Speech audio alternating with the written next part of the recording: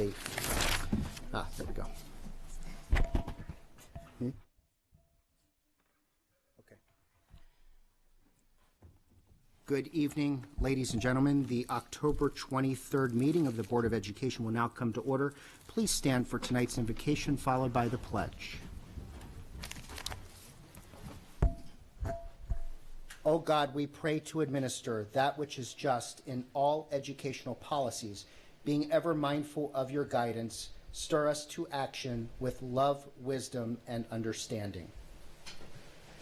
I pledge allegiance to the flag of the United States of America and to the republic for which it stands, one nation, under God, indivisible, with liberty and justice for all.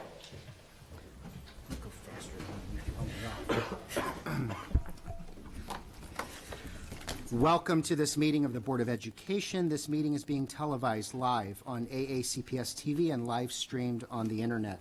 General information and protocols for the meeting are posted on the sign by the doorway as you enter the room, so please make sure you read those if you have not already. Item 2.03 is approval of the minutes. Is there a motion to approve the minutes? There's a motion. There's a second. Any discussion or edits? Discussion or edits? Seeing none, all those in favor say aye. Aye. No, the ayes have it. Thank you. Item 2.04 is establish agenda order. Mrs. Hummer. Yes, I move that we add item 2.11, the student member of the board SMOB update, to the agenda. Second. There's a motion and a second. Any discussion on that? Seeing none, all in favor say aye. Aye. Opposed, no. The ayes have it. At this time, would any other board member like to add anything to the agenda that's not currently printed? Seeing none, then the agenda will stand as revised. Item 2.05 is board recognitions, and I know we have two very special recognitions tonight.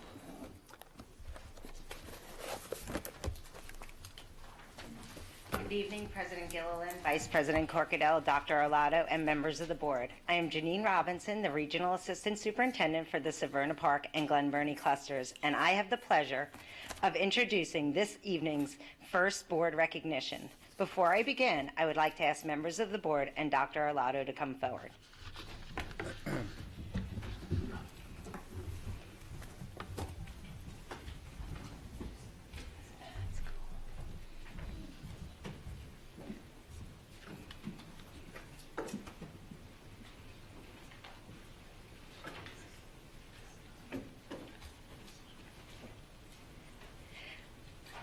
Though most of you probably don't know it, Severna Park is the home of an internationally recognized surfer.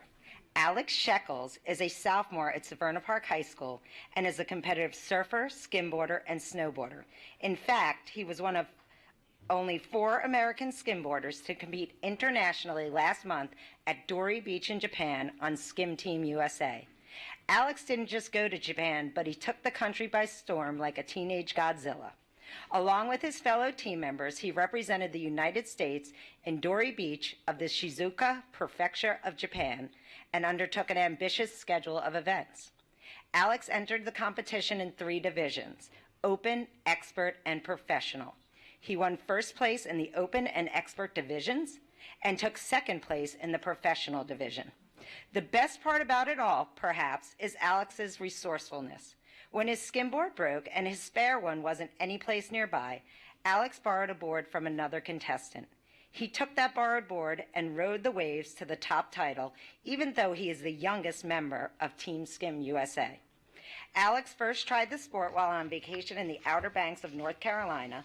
Now he is a big part of the skimboarding community, which is a small but extremely difficult and technical sport that mimics surfing in most ways.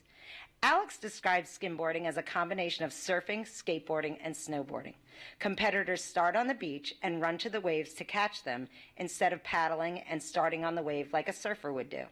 A skimboard does not have fins like a surfboard does, making it more maneuverable for doing tricks. When he's on dry land in Severna Park, Alex is an honor roll student who is currently taking all honors and AP classes and is in the Project Lead the Way engineering program at Severna Park High School. He also plays soccer and competes in snowboarding and surfing competitions year-round. Alex's favorite class this school year is AP Environmental Science, and Alex hopes to go into oceanography and marine biology in college while continuing to compete in surfing, snowboarding, and skimboarding. Alex is also the son of ACPS's own Gabby Shekels, a literacy special in the Department of Special Education, and Dan Shekels, teacher specialist for professional growth and development. His brother Eric is a 7th grader at Severna Park Middle School who also surfs, skimboards, and snowboards. As Alex comes forward, please join us in congratulating this very special young man.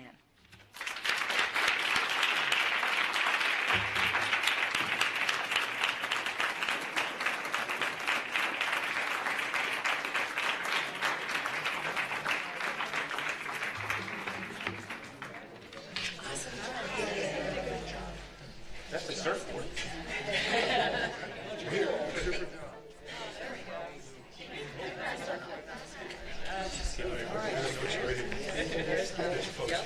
That's the winning.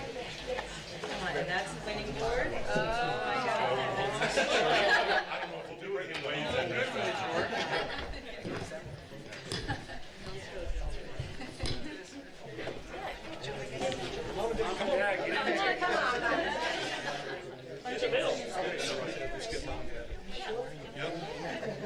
So hold this up.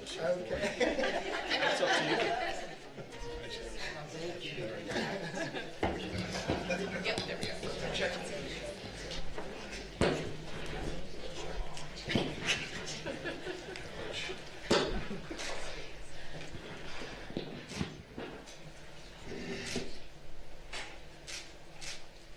Can we all do a surfing?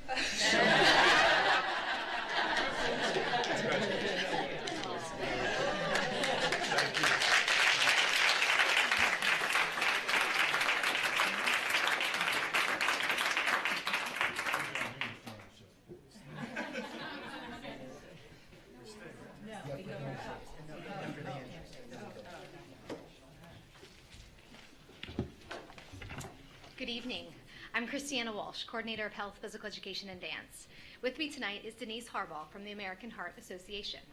We are pleased to be here to present tonight's second recognition. Members of the board and Dr. Olato, as you know, employee and student wellness are key components of our school system's strategic plan. As part of that effort, to emphasize wellness and to help others, schools across our county participate in American Heart Association events each year. We are very proud of this partnership and of the many ways in which it aids our students, our staff, and our communities. And now, Denise Harbaugh from the American Heart Association will tell you more about some of our outstanding schools and their efforts. Thank you, Christiana. I first want to thank all 42 Anne Arundel County public schools that partnered with the American Heart Association last year to promote the importance of heart health and physical activity to their students and their families through our Kids Heart Challenge program, formerly known as Jump Rope for Heart and Hoops for Heart. The American Heart Association has been partnering with schools nationally for over 40 years. Our youth programs teach students and their families simple ways to live heart healthy by focusing on physical activity, nutrition, and the avoidance of tobacco and now vaping products. Students have fun being physically active while also learning the importance of helping others by raising life-saving donations to fund heart disease research and advocate for healthier communities. Tonight, we are here to recognize the top 5 participating schools from last year, as well as a top student in the county. These schools went above and beyond to encourage students to get physically active, to eat healthier, and to make heart health a priority. As part of their Kids Heart Challenge program, students and their families were encouraged to take a heart healthy pledge. They were asked to do one of 3 heart healthy activities every day. Those activities included drinking water instead of sugary drinks, doing a kind deed for someone every day, or taking part in an additional 60 minutes of physical activity every day. So without further ado, I'd like to present our honored schools, and I would ask them to please stand as we call their name. Monarch Academy in Glen Burnie is our number 5 Kids Heart Challenge school, led by Principal Kimberly I'm going to say it wrong. Jakovic. I practiced too. And teacher Jeff Wolschlager, over 35% of students took a heart-healthy pledge, and they raised $13,665 in life-saving donations.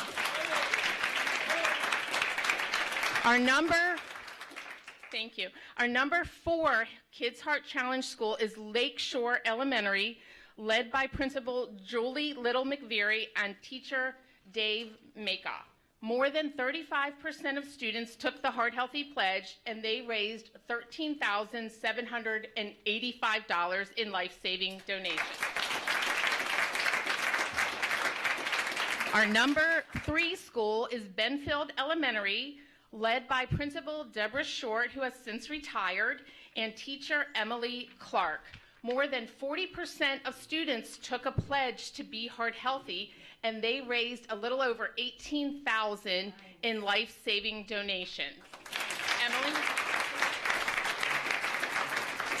Our number 2 Kids Heart Challenge school for Anne Arundel County and number 10 in the state of Maryland is Bodkin Elementary.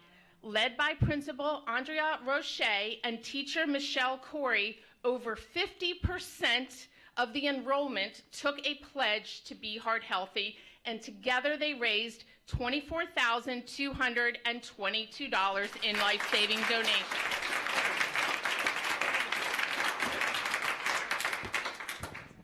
And our number 1 Kids Heart Challenge school for Anne Arundel County, also the number 7 school in the state, and my home school as well, is Crofton Woods Elementary.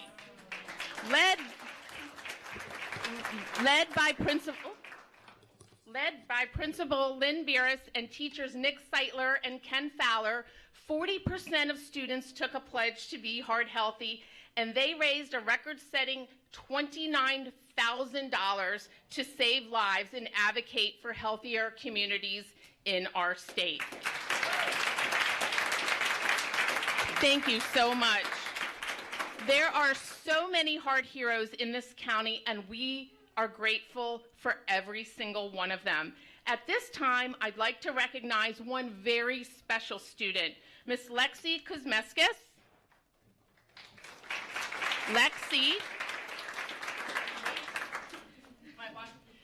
Lexi is in 5th grade and attends Crofton Woods Elementary. She has consistently been the top fundraiser in her school and has saved countless lives in her short time here in the school system.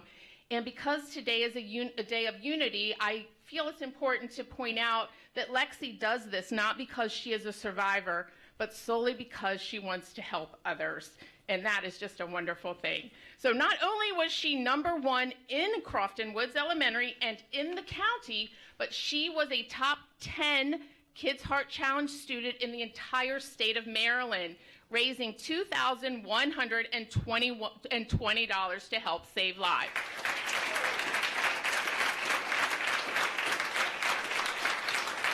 And last, but certainly not least, I would like to thank Anne Arundel County Public Schools for their continued support of our mission to save lives and to advocate for healthier communities. There is no doubt that Anne Arundel County Public Schools has a lot of heart.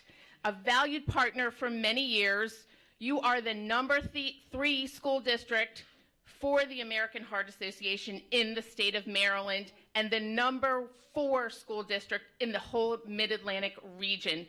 Thank you. Last year, you raised $246,333 to help save lives. On behalf of the American Heart Association and survivors everywhere, thank you. Please accept my heartfelt thanks. We could not do what we do without your support, and we are very grateful. So obviously, representatives from all of our schools and the Kuzmeskis family are with us tonight. As they come forward, can you please join me in saluting their efforts on behalf of the county?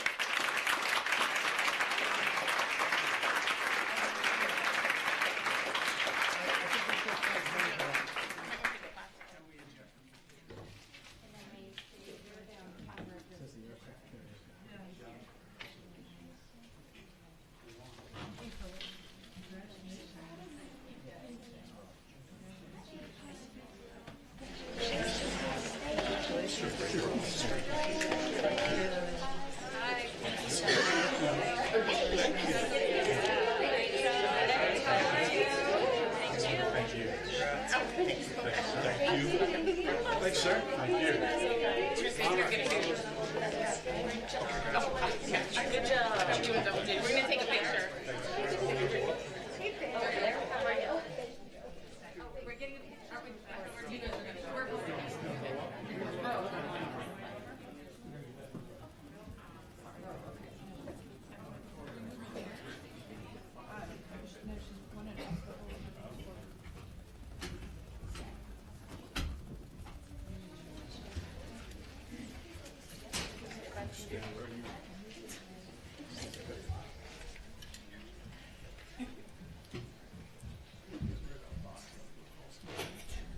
I'm between the two of you. Should I?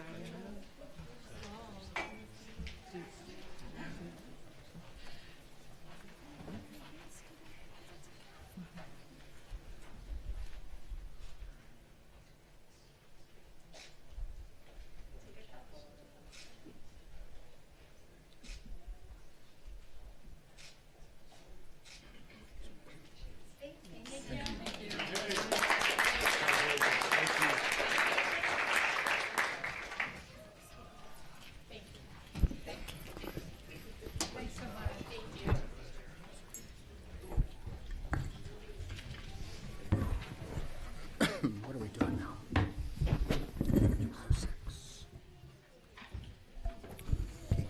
Thank you, everyone. Item 2.06 is school and community highlights. Any board member like to share some? Mrs. Schalheim.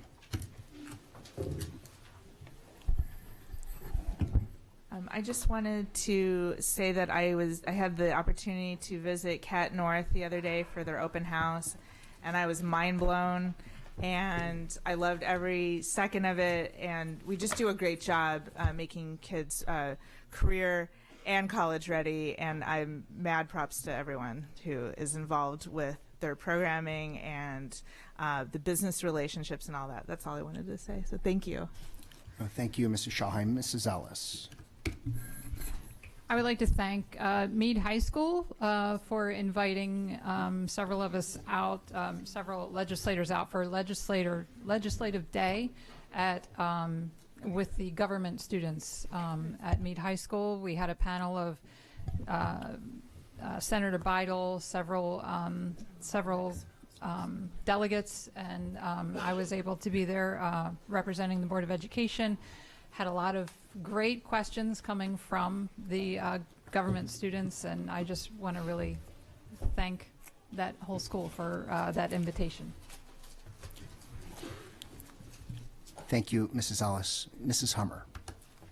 Yes, I want to echo Ms. Schalheim. I thoroughly enjoyed Cat North, and if you have never been to Cat North Open House, you need to go because they have a bake sale that is to die for. It is amazing, the food. We loaded up and took the food home, the baked goods and things from the students. So watch for it next year in the fall and make sure you go to Cat North and get the food. But I had the pleasure of attending the Education Support Personnel Professional Development Day last week during the first day of parent-teacher conferences, and over 300 of our education support personnel were there to have their first day that was dedicated just to them for professional development. It was an amazing turnout to see. These are the people that help our schools run. It was our secretaries, our behavior interventionists, our TAs. They were all there taking their day to get extra training on just a wide array of really great topics. And so I want to thank the Professional Development Department for helping organize that, and SAAC, who did that for their employees. I hope it will become an annual tradition because it was a great day, and the energy was very high, and I think everyone there felt very positive about it. So, thank you, Mrs. Hummer. Mrs. Schalheim. Sorry, I just have 4 more words about the Cat North Open House. The cheesecake is legit. Indeed. Thank you. That's a sales pitch for next year. Item 2, any other board members on school and community highlights? Seeing none. Item 2.07 is the policy committee update, and we'll turn to Vice President Corkadell. Thank you, President Gilliland.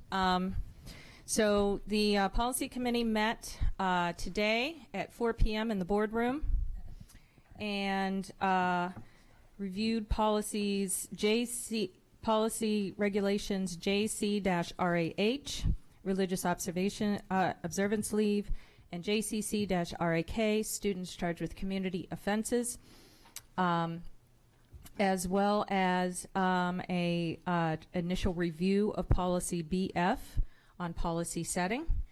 And at the request of several board members at our previous meeting, there was an interest in opening up a review for discussion of policy JCD, student attire and personal appearance, as well as policy KG, violence and vandalism.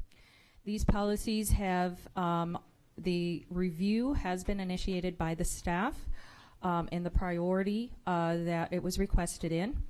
The policy committee did review, initiate a review of these, and a detailed report on some of the initial recommendations and feedback will be available for the board members on the site.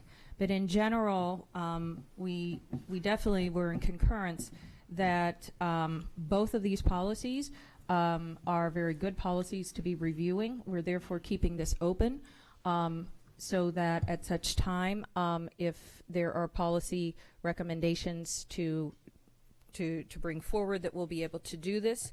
It was also agreed that JCD in particular was a policy that had a large expression of interest by all committee members, and to the extent that we would like to explore possibly a more enterprise level review of the policy to see where we could have opportunities that will be taking on discussion further. And violence and vandalism is also being held open for additional commentary and recommendations, and so we will be continuing those reviews at the next policy meeting. And thank you very much. Any questions? One other thing, the next policy meeting will be on Wednesday, November the 20th at 4 p.m. here in the boardroom, and this is open to the public to observe at all times. Great. Thank you, Mrs. Corkadell. We'll now turn to item 2.08, which is the Budget Committee update, and turn to Mrs. Ellis. Thank you. So today the Budget Committee met at 5 p.m. and we discussed where we are in the budget process so that we're all on the same page. Several of us are going through our first full budget process. Currently our superintendent is still meeting with staff and gathering information as he puts together his proposal for a budget. And one of those things to consider is the board budget. The board has a budget that we have to submit so that it does get included.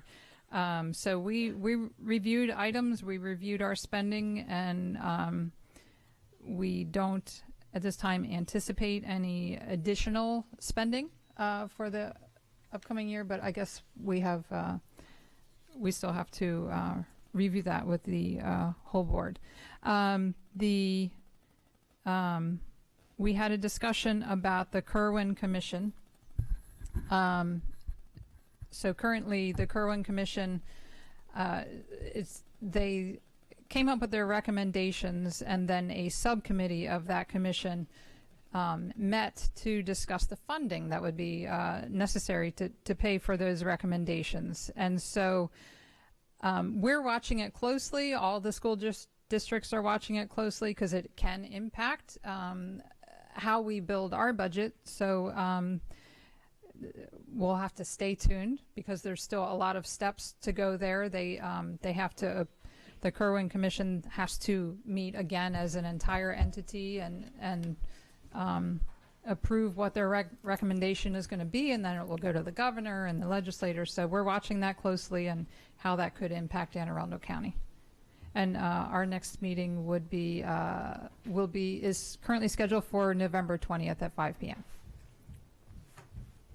Thank you, Mrs. Ellis. And just, I just got a note from our TV production crew. Somebody's cell phone is interfering with the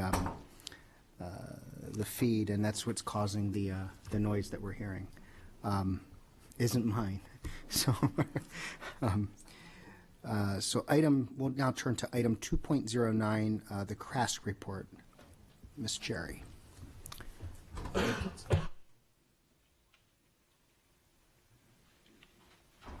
Good evening, President Gilliland, Vice President Corkadell, members of the board, and Dr. Arlotto. Hello, my name is Pariti Cherry, and I'm the CRASC Secretary of Education. Today, as we see in the room, AACPS wore orange to signify unity. CRASC fully supports the ideas of fostering kindness, acceptance, and inclusion. We stand for the elimination of hate and bullying. We are looking forward to our next Project Unity event on December 5th. The official CRASC calendar has been finalized, printed, distributed, and posted on our website. We are excited for the upcoming opportunities scheduled for our student leaders. On October 7th, I represented CRASC and provided a student voice at the first meeting of the Joint Initiative to Eliminate the Achievement Gap. We discussed the past efforts by the Blue Ribbon Project and how these goals are not easy to achieve or measure. We reviewed comments from the public meeting held on September 23rd, organized the comments into categories, and established subcommittees. On October 15th, our president, Connor Curran, took part in a panel discussion addressing the mental health challenges faced by the LGBTQ youth. The meeting discussed how to effectively support parents during the process of a child coming out and support the mental health needs of members in the community. Our Secretary of Legislation, Amelie Holloman, has finalized and approved the date for Lobbying Day. The event will take place on March 11th, 2020 at the Miller Senate Building. The legislative liaisons will begin contacting senators and delegates to invite them to speak or to simply open their offices to student visitors. We are offering morning and afternoon sessions to accommodate middle and high schools. A special thank you to Senator Pam Beidel for sponsoring our Lobbying Day. Collectively, we have decided to add 3 positions to our executive board and brainstorm duties at our last meeting. The 3 positions include outreach coordinator, mental health liaison, and another middle school co-chair. The job of the outreach coordinator would be to increase awareness and market to underrepresented schools. The mental health liaison would attend mental health events across the county, and finally, the middle school co-chair would be a 4th vote by a middle schooler in decisions made by the executive team. The Middle School Wellness Workshop, our first General Assembly, will be held at November 13th at George Fox Middle School. We have scheduled 2 guest speakers from Pathways on the topics of the dangers of juuling and vaping and social media safety. Officers are planning activities currently for student-led breakout sessions. In closing, CRASC would like to thank the 21st Century Education Foundation for providing us with 5 tickets to the networking breakfast with the superintendent. We appreciate the opportunity to be able to connect with members of the local community and fellow student ambassadors. Thank you, and I appreciate the time to give you an update about what's happening in CRASC. Thank you so much for that. And of course, Mr. Curran, it's always good to see you here as CRASC president. You normally have a jacket on and an American flag lapel pin. And since you're without tonight, if you want to borrow my backup, you certainly can. We'll turn to item 2.10, which is the PTA report. And Ms. Rivera, welcome. Good evening, board members. Good evening, President Gillen. Good evening, Dr. Arlotto. My name is Vanessa Rivera, and I'm the Anne Arundel County Council PTA president. I just wanted to provide you with an update since the last time I was up here. We are continuing to work closely with all our local units to keep them with compliance issues. In October, we held our general membership meeting, and we provided training for the reflections program that the PTA holds. Our next meeting will be November 11th at 5:30 here at the Board of Education, and we have invited Mr. Matthew Stansky, the Director of Financial Operations, to provide our local units with some information on the school budget. That's pretty much for us today, so thank you for giving me an opportunity to serve. Thank you as always, and you posted a beautiful picture this morning of your family, so Thank you. We are very excited to be part of Unity Day. Thank you so much. Thank Item 2.11 is the student member of the board update, and we'll turn now to Ms. Alvey. Members of the Board of Education, superintendent, staff, and the public. I have made a special request for a SMOB update on today's agenda to discuss some of the potential solutions I've been working on alongside the superintendent and his team to tackle inequity in the Anne Arundel County school system. In efforts to maintain transparency, I will discuss these potential solutions briefly tonight. To clarify, these are goals I hope to accomplish by the end of my term, and the assessment of their possibility and plans for their achievement are still in development. The SMOB Action Plan, Opportunities for Equity, consists of 4 goals. First, the establishment of new regional history courses such as Latin, Asian, and Middle Eastern history to educate our students as global citizens by allowing them to learn about their own ancestors or other cultures. The second, allow high school students more autonomy in their education by introducing a study hall period and encouraging internship periods to increase hands-on learning and opportunities for our students to lead more balanced, healthy lives. Third, increased emphasis for our school counselors to use existing software systems to encourage students of less privileged backgrounds with high academic potential to take advanced placement classes and apply for magnet programs. Finally, the establishment of a specialized program to create a community for high-achieving students of color in our high schools. This program will invite students of color to partake in a group made of other students of similar backgrounds in magnet and advanced placement classes. The idea is to create a support system in which they can receive mentoring from older students, discuss experiences of identity, and understand their capabilities and challenges in the professional world, led by teachers who identify as members of minority communities. Although similar programs exist in many of our high schools, this goal aims to solidify their existence by implementing a consistent structure until our advanced classes are reflective of our school's population, both in literal diversity and thus diversity of thought, which enhances student achievement. I look forward to working with the superintendent's team and my fellow board members to hopefully perfect these plans to best suit our students, their success, and the quality of their education. Thank you. Thank you, Ms. Alvey. We'll now turn to the public comment portion of the meeting. Anyone wishing to speak on an item not on today's agenda may offer testimony during this public comment portion of the meeting. Speakers are allotted 3 minutes each and may not allocate their time to others. A tone will sound when time has expired. The board asks that comments remain civil and appropriate for the various audiences that may be watching or viewing this meeting. Student-specific and personnel matters are confidential and cannot be discussed in this forum. It is not the board's general practice to engage in a question and answer session with speakers. For the record, please give your name before speaking, and handouts should be given to the board assistant. First, out of deference for an elected official being here tonight, I'd like to invite up Councilwoman Sarah Lacey. Thank you, President Gilliland. Good evening, members of the Board of Education. Of course, good evening to you, Dr. Arlotto, and to the entire staff who's here. Though I am Councilwoman Sarah Lacey. I represent District 1 on the County Council, and I came specifically to speak to the board members. In a sense, we're a coordinate level of government. We are close to some of the policies and the goals and the hopes and the dreams of the people who live in this county. And so I speak to you. I know half are now elected and half are still appointed members, and we're in this time of transition.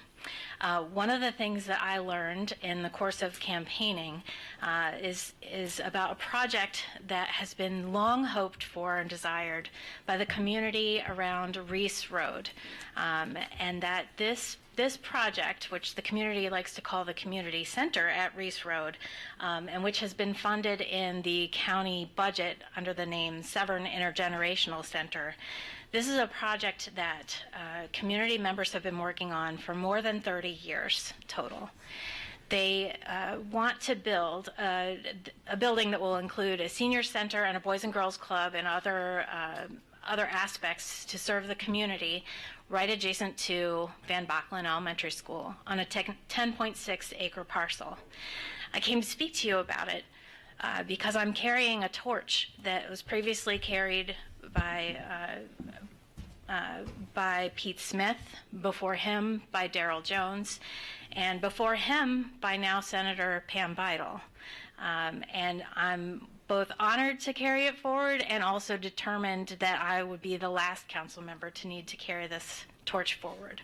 So in upcoming meetings, you may be receiving a request, I'm not sure from whom it will come, but a request to you to begin the process of designating that 10.6 acre parcel as surplus so that eventually it can become county property and we can get going with the construction, because we've got the money, so let's get going. There's no time to waste.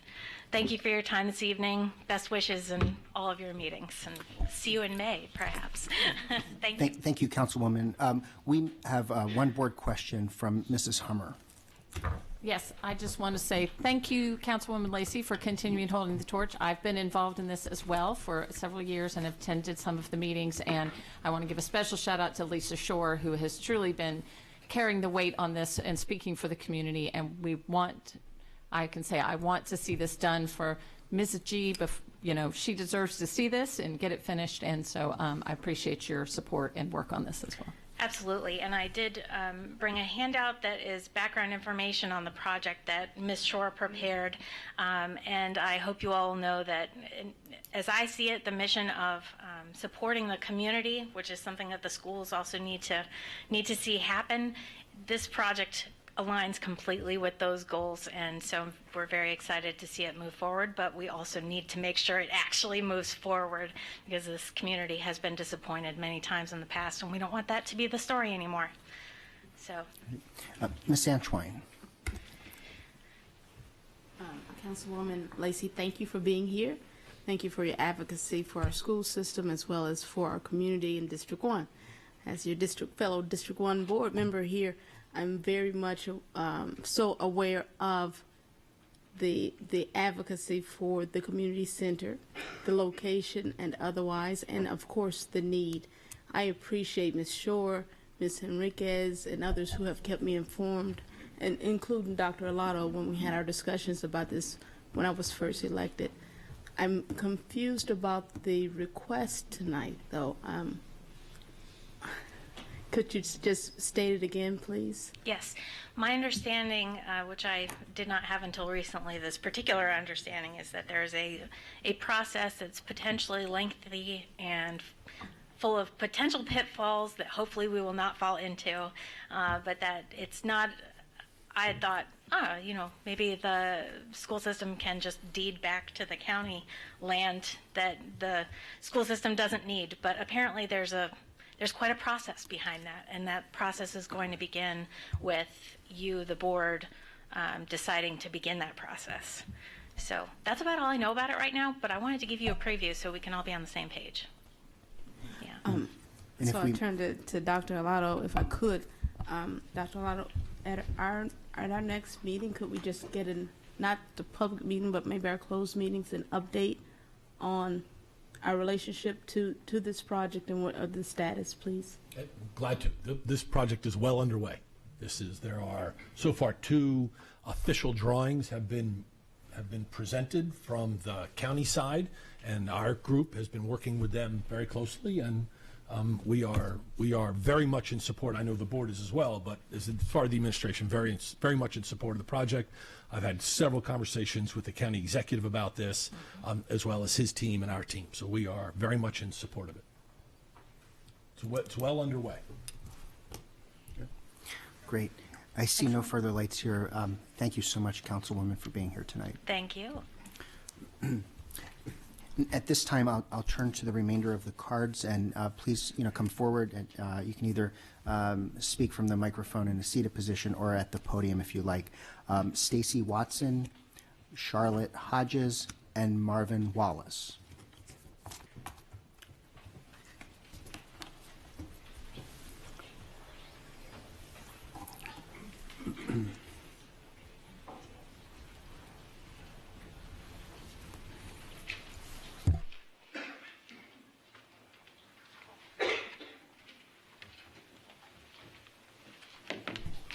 None of that.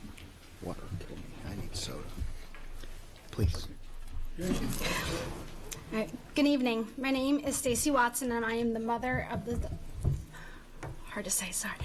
I'm the mother of the girl who was sexually assaulted at Arundel High School's homecoming dance. That night, our daughter was on the dance floor with her friends. At approximately 7:39, a boy came up behind her, reached his arm around her waist, put his hand under the front of her dress, and grabbed her over her undergarment. Shocked at what was happened, she was able to remove his hand. She exited the dance at approximately 7:45 and went to a parent volunteer to let them know what had occurred. At approximately 7:50, she was met by administrators to inform about the assault. At that time, an unrelated incident broke out in the school, which needed the administrators and police officers' attention. Our daughter was left with a parent volunteer in the courtyard. Our daughter was retrieved by an administrator approximately 25 minutes later and brought to the cafeteria. At 9:03 p.m., I received a phone call that my daughter was very upset and I needed to come to the school. When I arrived at the school, an administrator was sitting with my daughter, and it was clear that she was very upset. The administrator had to tell me what happened, as our daughter was too distraught. I immediately asked for the administrator to call an officer, and shortly after, an SRO from the Northern District came into the cafeteria and took my daughter's contact information, as well as informing us that they would be at the school Tuesday to review the camera footage. At that time, our daughter asked if it would be okay if she continued with her plans and went home with her friends that night. We re-entered the school and let the administration know that she would be staying. It was strongly suggested that we take both of our daughters home because it would be too much drama if they stayed. We were not okay with this comment, and we informed them that she would be staying with her friends, but she actually left behind us with her friends. After not being contacted on Tuesday, I called the school on Wednesday and left a message for the principal to call me back. When she called me, she informed me that they looked at the cameras and that she could assure me that none of the students that entered the side door from another school matched the description. An administrator returned my call again that morning and told me that they could not confirm that my request for the surveillance footage to be saved or that I was not allowed to review the surveillance footage myself. After speaking to the board, they actually were able to assure me that the surveillance footage will be saved, and they also set up a meeting for me to view the camera footage the following day. After viewing the footage, we asked that Arundel send out a letter asking witnesses for additional information on the incident to help identify the suspect. We felt that this was an appropriate request, since we're not violating. You're fine. Are you sure? I'm sorry. Take your time. We felt that this was an appropriate request as the parents of the victim, and that we were not violating any privacy laws. This request was denied, and we were told that a full investigation had been completed. Frustrated, I contacted the DA's office, as did a board member, and a detective was dispatched to our home 19 days after the assault. We did stress our frustration with this. Stress our frustration with the detective, with this board's decision not to ask for help, and we were informed that we could reach out to social media with help identifying the suspect. We decided to post about the situation on social media. The post then went viral and quickly prompted outrage from our community. Soon after, the school released what I call a damage control letter containing misleading information about the incident and the school's response. If every protocol was followed, where in the protocols does it state it's acceptable to leave my child with a parent volunteer after an assault? Where in the protocol does it state waiting over an hour to contact the parents of an assault victim is appropriate? Where does it state when an offer is to be called and within what amount of time? Where does it state that a racial slur warrants informing parents more than a potential sex offender? It should not take a Facebook post for this board to realize that you have serious issues ensuring the safety of our children, and the protocols involved in responding to incidents. We are all aware that I am not the first person that has asked this board for help, and I won't be the last. Right now, each and every one of you have a chance to help all schools under your supervision fix what's broken and address policies and protocol shortfalls. I have provided the board with statements from additional students and parents concerning similar experiences and how the school's policy has failed them on so many levels. It also includes suggestions from the director of the AACPC on policy and protocol changes that we would like to see implemented. I appreciate your time and look forward to meeting with you guys next week. Thank you very much. Yes, ma'am. My name is Charlotte Hodges. I apologize for my voice. Thank you for letting me speak today. I am a 2009 alumni at Arundel High School. I was sexually assaulted at the end of my freshman year, at the age of 14, on school grounds. It was brought to the attention of the administration by my parents, and we came in for a meeting with administration and the gentleman and his mother, where they proceeded to tell me that because he admitted fault and that his mother was very ill and that the HSAs were underway, that they would not give him any repercussions for his actions.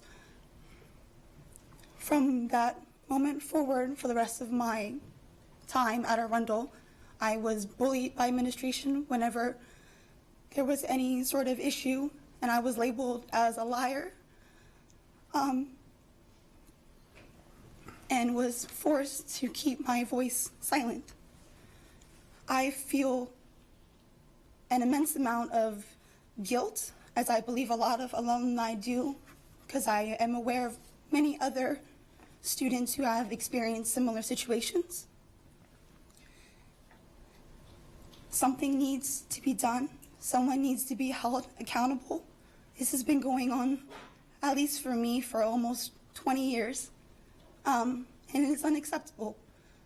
I don't know what you guys can do per se, but it has to start somewhere.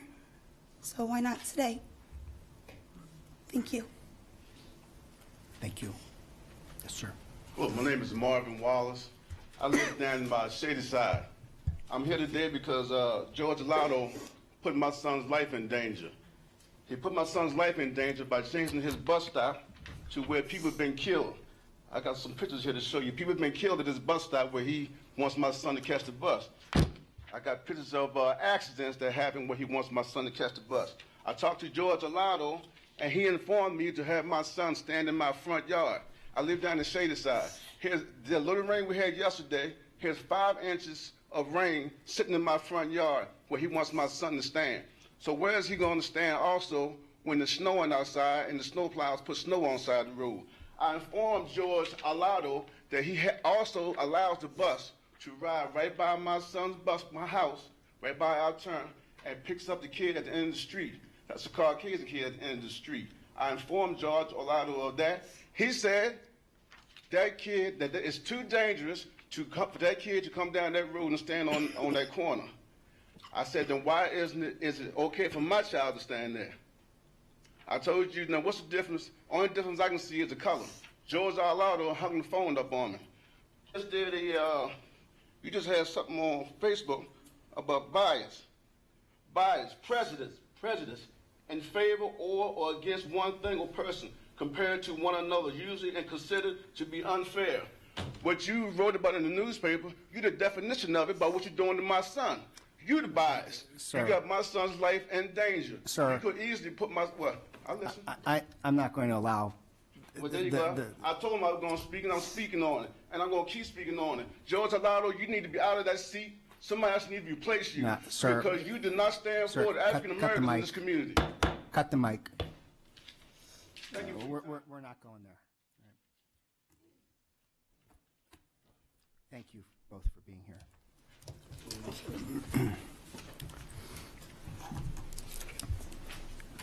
We've got two, Miss Antoine.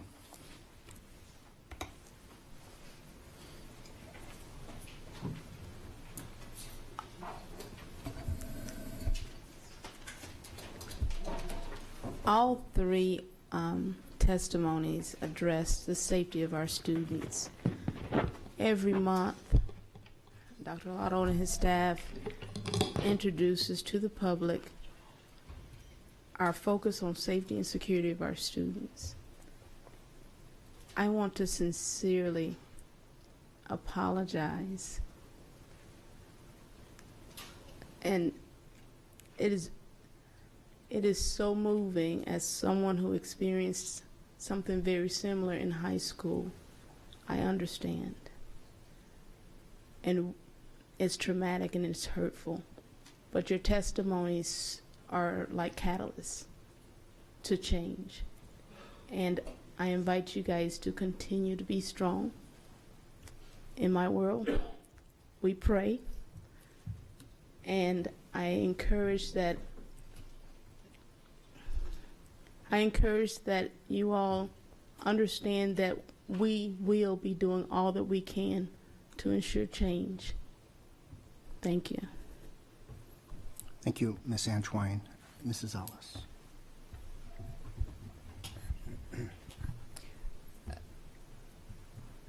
I would like to ask a couple questions, Dr. Arlotto, if you'd please. So I do know that a letter went out from the principal indicating protocol was followed in this incident. Can you give us some sort of general overview about what that protocol would be if a student were to make a report an incident like that? Sure. The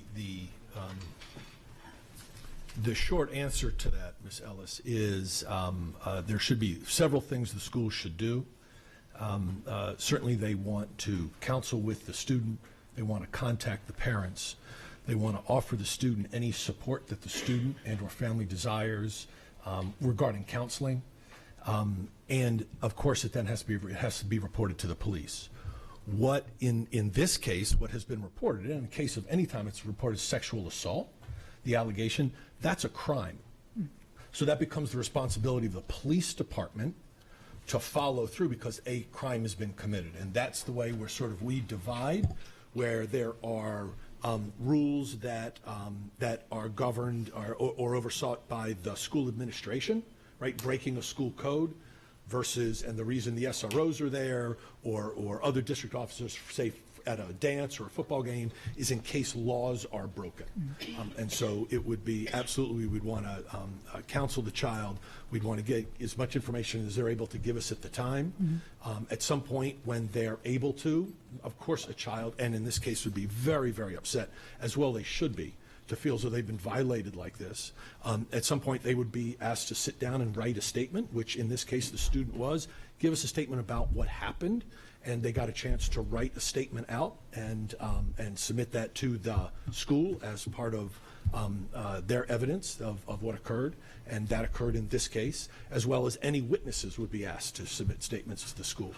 But the bottom line would be we would help trying to collect some information, but it would be up to the police to investigate because this is a crime. So the student provided a written statement about? Yes, ma'am. Would that be that evening? Is that when that happened? I believe the statement was given on the next Tuesday.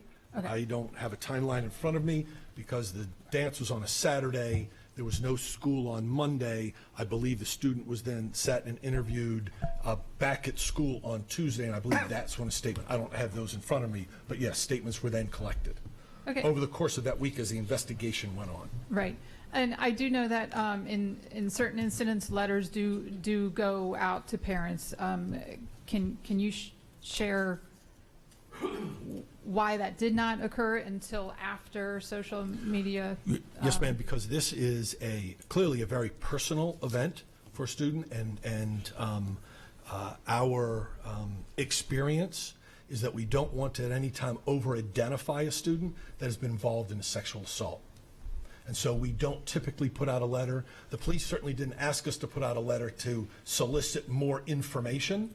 about any more information than we had at the time, is my understanding. But no, we don't. In a situation around sexual assault, we want to work with the family, we want to work with the police, we want to work with that child, but we don't typically put out a letter because we don't want to over-identify the student. Okay, so no, I'm sorry. I'm sorry. This, if could making a statement in a, excuse me, in a letter stating a student reported that she was sexually assaulted at homecoming, does that in any way identify the student? Ms. Ellis, I don't know how I'm going to sit here and debate the language of a letter with you.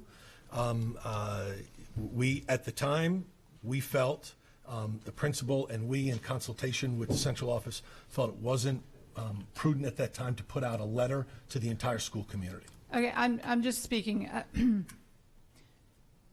as a woman, and I think we all know now, just from the past very recent years about education on this issue.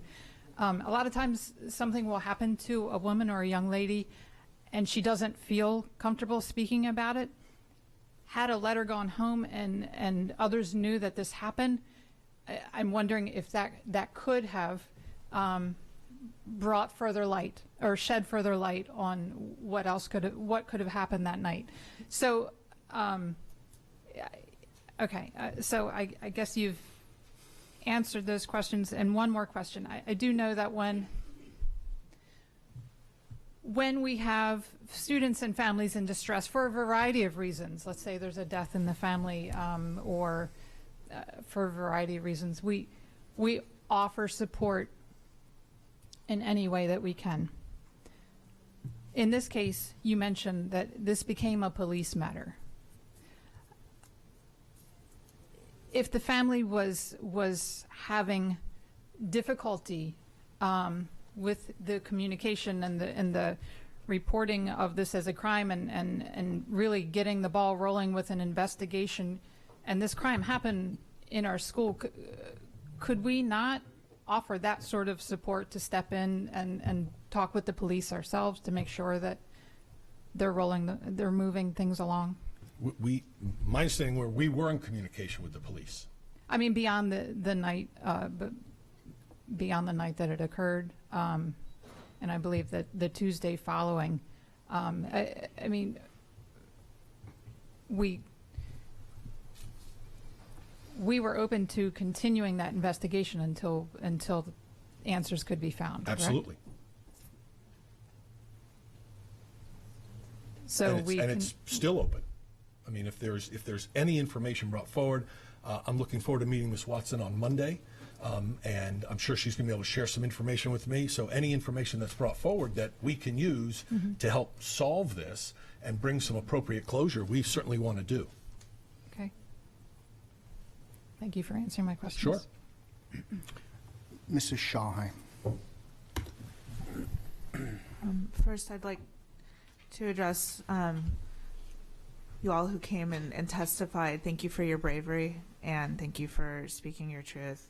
And I know that it's difficult, and me too. So I had one question for Dr. Arlotto. We touched on this a little bit the other day, but in terms of providing supports to this young woman so that she can successfully move forward, have counselors been in contact with her, and are those supports also offered to the immediate family as well? Yes, any and all supports that we have are open to this child, without question. Any child that is involved in circumstance like this, absolutely. Perfect, wonderful. And sorry, one more thing. We go through these incidents, and of course we wish that they never had occurred in the first place, always. But there's always room to learn from our actions in every instance, and I assume that we're picking apart the timeline and seeing what we can do better in the future. I'm hopeful that is that an accurate statement? Absolutely, Wonderful. absolutely. So we are Wonderful. talking to the administrators, putting together a timeline so that I have information when I meet with Ms. Watson on Monday. We are far from perfect, far from perfect. And so I'll look forward to having conversations, and if she has got some information that she can share regarding where we can do better, right? Because I haven't lived the experience, as an example, that she is living as a parent and that her child has lived.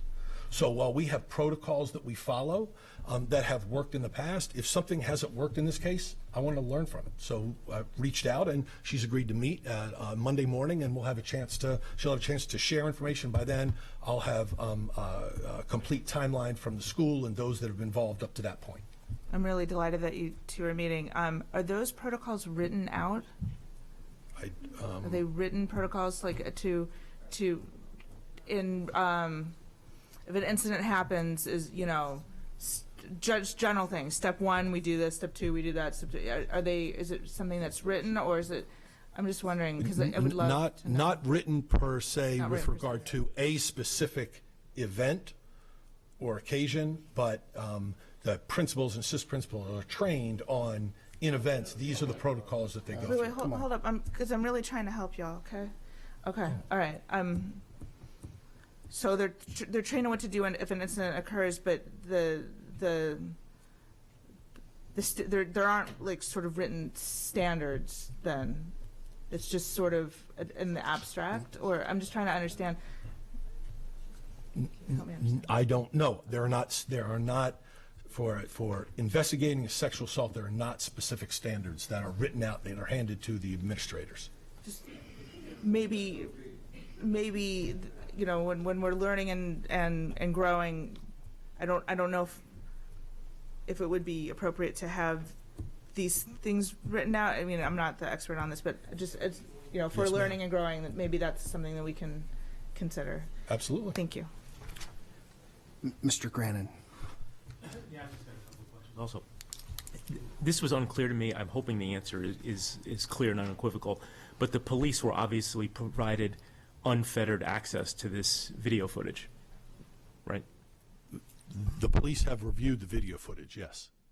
Right. They As the saw parents came in and everything saw it. that they needed to see. Sure. In the video. I think there was something like 3.5 hours of videotape preserved throughout the school.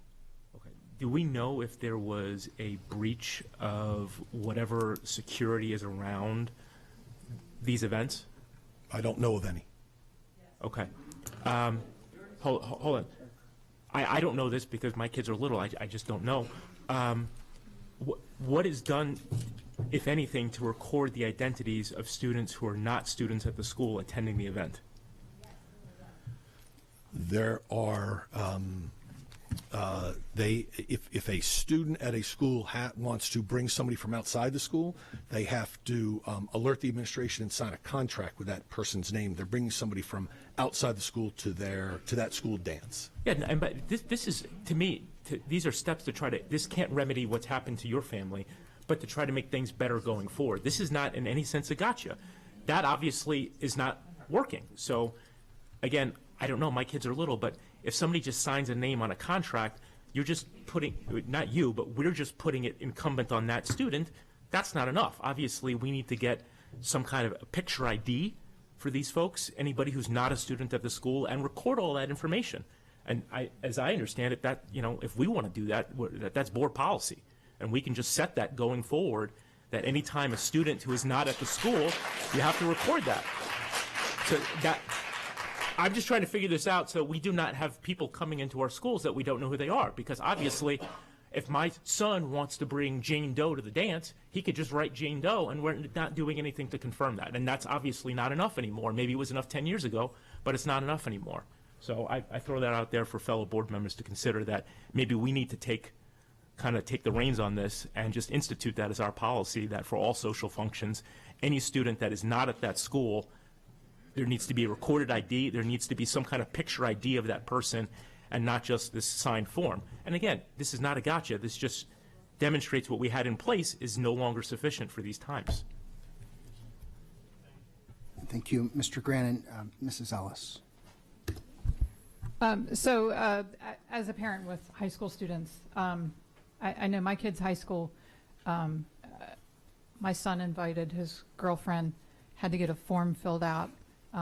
That form had to go to her principal, plus she had to provide a copy of her driver's license, and then that had to be approved by the administration of his school.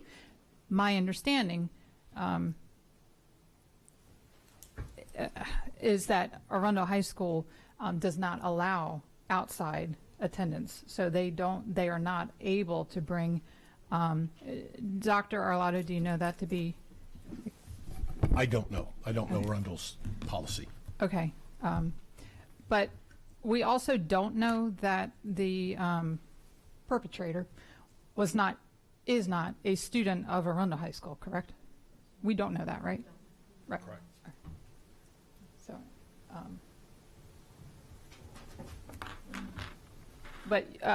so you say you're still investigating. I'm sorry, Dr. Arlotto. You're still obviously investigating the timeline, and so you'll investigate whether outside students were there that were not did not come in through a secure means. Sure. I've up to this point, I've not heard anything about outside students. Okay. Sir. Right, so that's not anything that's been brought to my attention. If that is in fact an issue, then, and I'm sure Ms. Watson, if she's got this information, will share it with me. I'm not aware that there have been that this issue is connected to students from the outside. Okay, thank you. And then we can follow, and if that is in fact the case, I could follow up with the school to find out what protocols were followed in terms of having those students enter and be approved. Thank you. Mrs. Schallheim. If y'all have information that we don't yet know, please send it to boardoffice@aacps.org, and our board staff will forward it to to Dr. Arlotto and his team so that all of this can be investigated. If we can't investigate what we don't know, and if you have more information than we do, we're going to need that so that we can solve these things, and so these things don't happen again, so we don't have another upset parent of a child who's been violated. I have a daughter too, and I pity the fool. I'm just saying. So, you know, if you have more information, boardoffice@aacps.org, and Diane will make sure it gets to the appropriate staff members so that we can help get a resolution. Thank you. Okay, thank you very much. We'll now turn to the special presentation, item 4.01, Sustainability and Energy Conservation Presentation.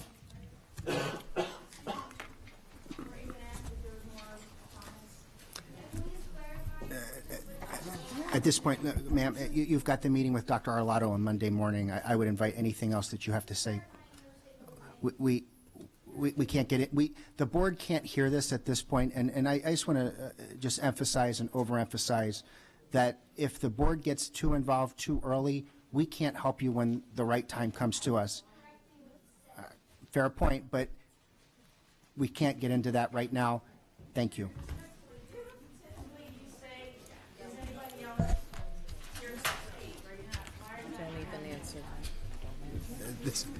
We do that on agenda items, not on public comment. There was no card. I only went with the cards that were in front of me. Yes, ma'am. Good evening. President Gilliland, Vice President Corkadell, members of the board, Dr. Arlotto.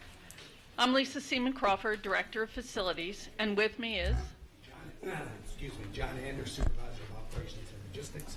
Zach Lammers, Program Manager, Energy Conservation. Kyle Ruff, Supervisor, Planning, Design, and Construction. We are very excited to share with you what the Sustainability Committee and the Facilities Division does every day to increase the sustainability of Anne Arundel County Public Schools. Did you know Anne Arundel County Public Schools has 14 million square feet of building space, 3,200 acres of property, Anne Arundel County has 530 miles of shoreline. And if you reside in the county, most likely you live within a mile of a stream, a river, creek, or even the bay. Anne Arundel County Public School System is and will continue to be great stewards of the environment for our students, staff, along with our county and state residents. We are a National Green Ribbon School District. And what does that mean? Each year, the United States Secretary of Education invites state education officials from all 50 states to nominate schools, districts, and post-secondary institutions that they have determined as meeting the criteria to be a National Green Ribbon School. Each state authority is permitted up to 5 entries each year. In 2016, the state of Maryland nominated Broadneck High School and Anne Arundel County Public Schools as a district. Through the work of the Sustainability Committee, AACPS received this National Green Ribbon designation. And of course, with their environmental signature program at Broadneck High School, excuse me, they received the honor in 2016 also. Not to mention the leader in our first National Green Ribbon School, Folger Mackenzie, in 2012. A National Green Ribbon School is not just a green school. The school system is judged against other schools and districts throughout the country through a system of 3 pillars: reduced environmental impact and costs, improved health, wellness of our students and staff, and environmental sustainability education. Tonight, we're going to give you a brief overview of the first 2 pillars, with an emphasis on the first pillar and facilities contributions on the second. Our Wellness Council, under the leadership of Ms. Jackson, embodies most of the second pillar, and they share with you annually through the Wellness Council presentations to the board. And the third pillar, environmental and sustainability education, is woven into our curriculum thanks to Ms. Batten's team and Ms. Parker, coordinator of environmental literacy and outdoor education. 73 schools are recognized as Maryland Green Schools under the Maryland Association for Environmental and Outdoor Education Green School Program.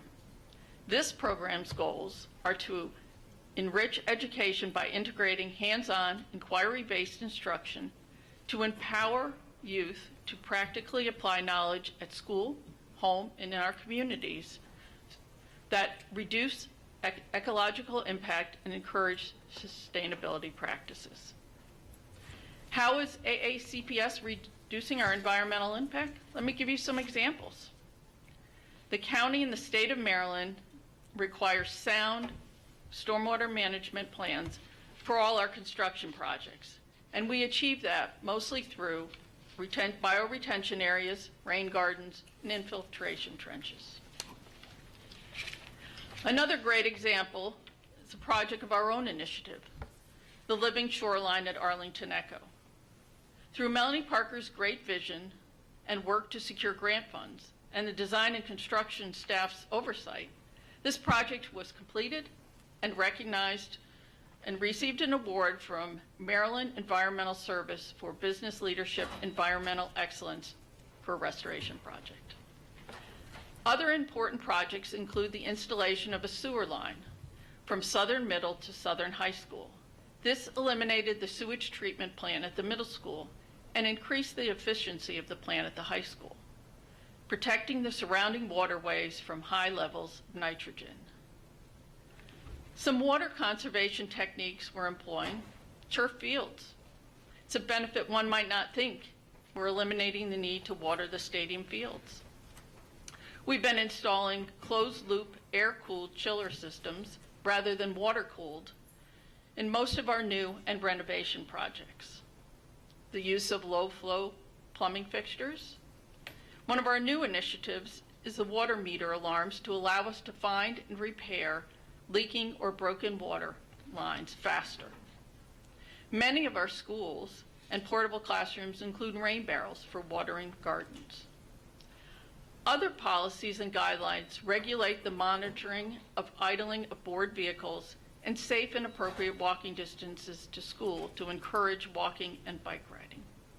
Now I'm going to turn the presentation over to John to discuss a long-established recycling program and several other items under Pillar 2, Health and Wellness. Thank you very much, Lisa. Recycling has been embedded in our culture since 1991. Our team collaborates with schools, departments, and Anne Arundel County in an effort to maximize all recycling efforts. Examples of materials that are recycled include paper, plastic, metal, batteries, and equipment that has reached the end of its useful life. Lastly, diversion of materials from landfills during demolition and construction adds to the overall recycling program. Ms. Monique Jackson leads the Wellness Council, and the Division of Facilities contributes to the overall program in several ways. All janitorial products are certified to have only environmentally friendly ingredients. Non-wax flooring completely eliminates the need for wax and stripper materials. Pesticides are not used within our schools and are greatly minimized on school grounds. The Energy Conservation Office, also known as ECO, has been part of the fabric of our culture since 2012. The objective of this office is to identify opportunities to conserve energy and resources and to develop projects to achieve this objective. In addition, exploration and adoption of alternative or renewable energy sources is an important goal as well.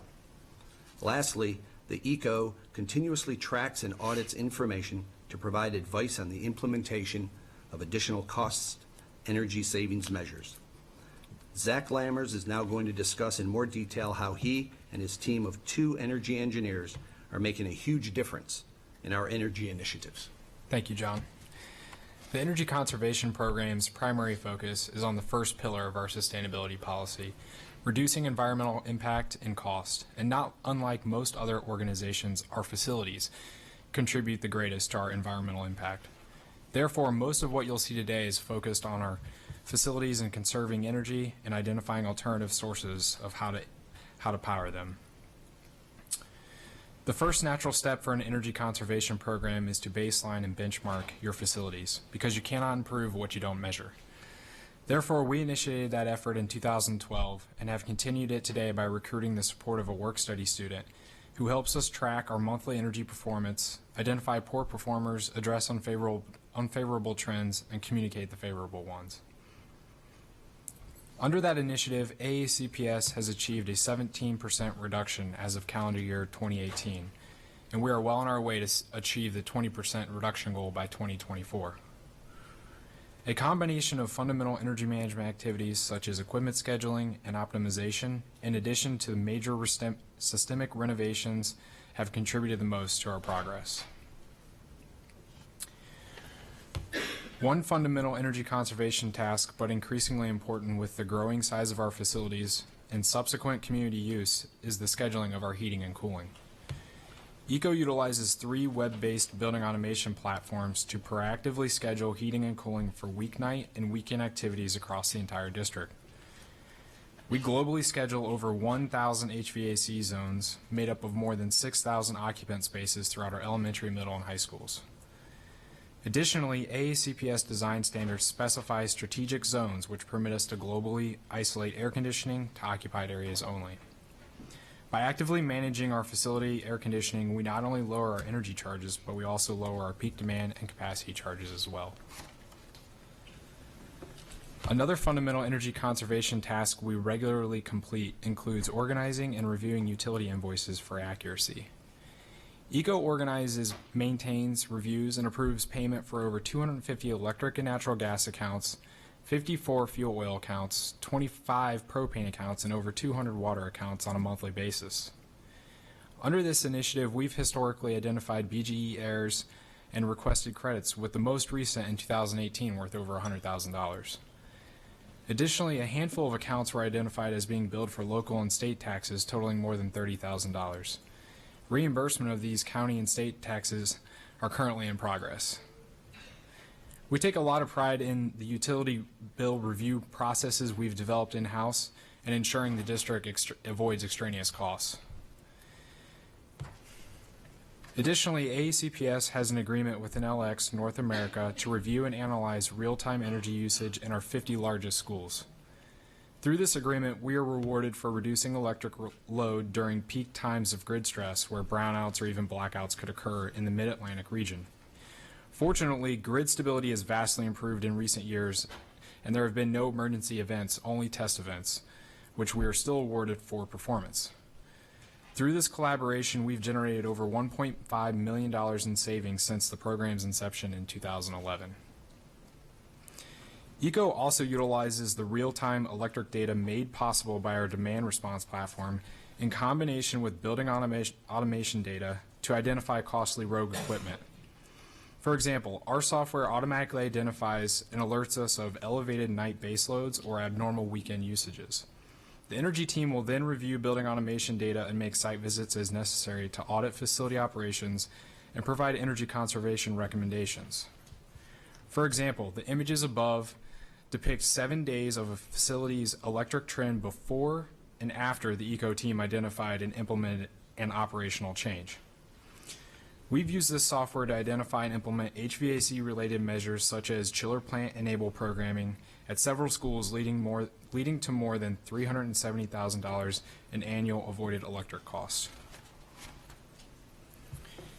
ECO also uses this real-time electric data to administer energy-saving competitions over long weekends and holiday breaks, and as a result has captured over $200,000 in electric savings since 2014 by engaging the students and staff. Participating schools are ranked on their energy reduction during the current holiday break as compared with previous holiday breaks. The winners are recognized amongst elementary, middle, and high school levels. We currently have new challenges on the horizon and will aim to highlight schools who exhibit the best night and weekend baseload management outside of the currently reviewed long weekend and holiday breaks. We are one of 29 school districts in the nation who have committed to the Department of Energy's Better Buildings initiative and their subsequent challenge, which strives to improve energy efficiency by 20% in 1 decade. To track our performance, we use EPA's Energy Star Portfolio Manager, which is the industry's leading free benchmarking and energy tracking software. Portfolio Manager is also the primary mechanism we use for reporting our district's performance under the Better Buildings Challenge.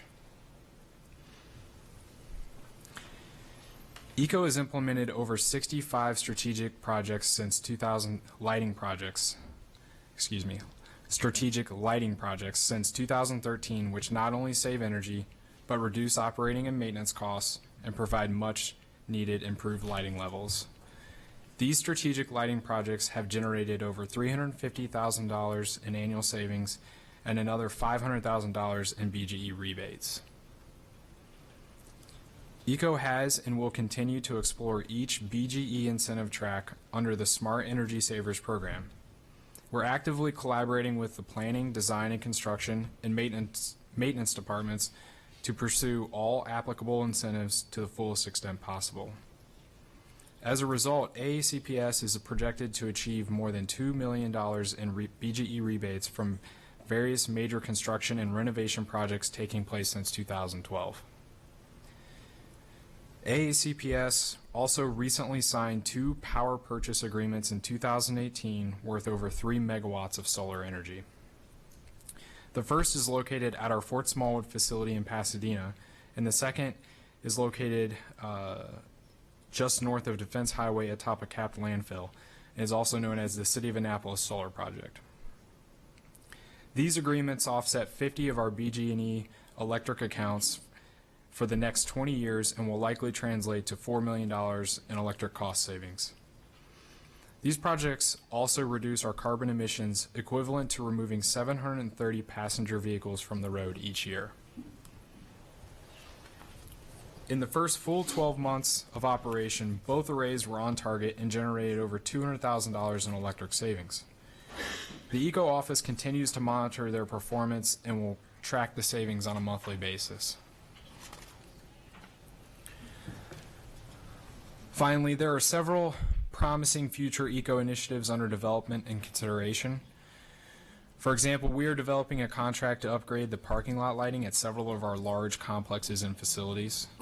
We're also collaborating with planning, design, and construction to address additional interior lighting needs across our portfolio. ECO is also executing pilot projects that include interval water meters and plug load management systems to be used in our schools at a future date. Additionally, we're investigating the feasibility of expanding our renewable energy portfolio through rooftop solar at eligible schools and ground mount solar on eligible property. We look forward to furthering these initiatives and energy conservation efforts by collaborating with the Planning, Design, and Construction Office through their sustainable construction practices, which Kyle will highlight next. Thank you, Zach. The Planning, Design, and Construction staff continually evaluate how to effectively include high performance and sustainable features in our designs. These features can be accommodated in a number of ways, including community context and use, site design, building design, water conservation and management, energy efficiency, reduced and sustainable material use, indoor environmental quality, and quality assurance and commissioning. Replacement or new construction projects are designed to achieve U.S. Green Building Council LEED Silver certification. AACPS currently has 3 schools that have achieved the certification and 3 more that are just finishing or under construction. Although not required to achieve LEED certifications, our renovations, additions, and systemic projects include energy efficient and sustainable features. These projects provide the funding to make improvements to existing building systems and components. Such improvements include upgrading windows, plumbing fixtures, lighting, HVAC, roofs, and building automation systems that meet or exceed current building standards. And with that, we will take any questions that you have. Thank you so much for such a wonderful presentation, a very thorough presentation. And I know this took a lot of time to come together after the initial request came in. We've got a couple of board questions, but first I just want to ask Mr. Ander. Yes, sir. I know we were supposed to be twins tonight, but you got your suit from the same company I got my suit from. And it's funnier than my suit, right? So, would you be willing to say what the label on the inside of the collar says? well, if I let Lisa read it, since You look ugly today. I know, I was gonna say it's not very kind. A little more positive, Mr. Good. Thank you so much. Mrs. Schalheim. How I follow that, I have no idea. Firstly, thank you for this presentation. You know I'm all about this, and I requested this, and this is a lot of fabulous information to the point where I've filled up my page, and I'm now going to ask that I get the slide deck, if that's possible. Thank you for that. I have some questions specific to roofs and solar arrays on rooftops. So I know we're investigating. How thorough has that investigation been so far, and are we partnering with any number of companies who would jump for joy over this and have business models that range from us, you know, a huge capital outlay to zero capital outlay? Like how serious are we in that process? We are looking at Old Mill West as a possibility. We're setting it up so that it could hold the load of rooftop solar units if we choose to go that way. And as with the other ones, they're PPA, which is a power purchase agreement, so there is no upfront cost. Yeah. That it's only a benefit. So we would look into that, but it really, we have to make sure it is absolutely worth it. The other two are very good deals. We're really, you know, as the times change, we have to keep investigating to see if we can get our return out in the 20 years or 30 years we sign up for. Sure. I mean, where I said, I don't understand how it wouldn't be really a fabulous investment, because a lot of other school systems around the country have done this, and I know that our cost per kilowatt hour here is lower than other parts of the country, some other parts of the country. But how is it not a win-win, especially when there's a zero capital outlay on our part? I've heard other districts, saving 5-10%. I know our power and light bill annually is north of $18 million. So help me understand, where I know we're considering it for Old Mill West, but that's the project down the line. What about for our two? I was going to ask you later, but our two kindergarten additions. Have we thought about making the roofs okay to do solar panels on them, offset those buildings potentially? We haven't on the smaller projects just because the payback years is just, the payback is not that great. We would rather do it on bigger facilities like a high school and then look at ground mounted in locations where we would know that we wouldn't be building. Okay. And so when you're not just looking at then at some school districts have done, covered parking with solar panels. I know that some of the school districts that this happens on don't have snow, but have you thought about those sorts of opportunities too, or the roof tiles that are actually solar panels? The other sorts of means to get to the savings. We have a monthly meeting and we go through and discuss what's out there, what's new. We've talked about canopy parking and, worked with maintenance. How would that affect our snow removal? Because we do get snow here. And so we just continue to investigate it, making sure we get to the point where, there are net zero schools out there. Montgomery County has many solar arrays. We've spoken to them. We visited the schools. We're doing our research too, so that we can bring it to Anne Arundel County. Very, very happy. I'm particularly delighted by the savings you all have achieved over time, the 17%, and then on track for the 20%. That's amazing, especially when we consider the magnitude of what we do here in the county. In terms of geothermal,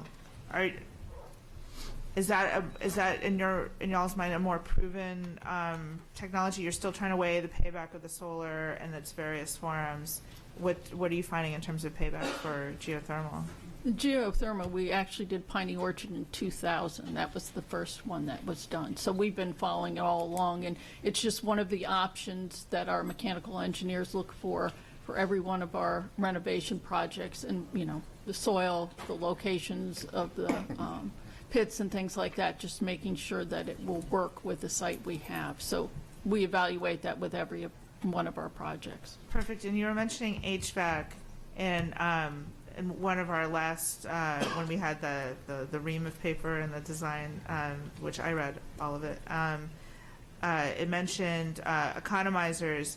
Can we make use of economizers over in more of our HVAC units in this climate with the humidity? Are we still able to get the savings utilizing the sort of the free air conditioning? I'll pass that down the road.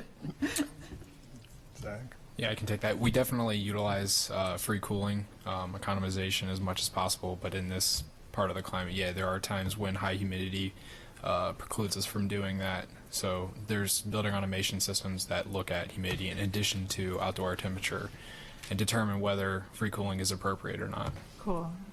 I'm trying to think if I have others. Oh, yes. With regard to the cooling zones and the heating zones and how often are the thermostats in the zones checked for accuracy? Because I know that the information is sent to then up the heat or the air as appropriate, but that's all contingent upon a working thermostat. Is that part of to help achieve the maximum savings possible? Are we making sure that all of those are in good working order on a regular basis?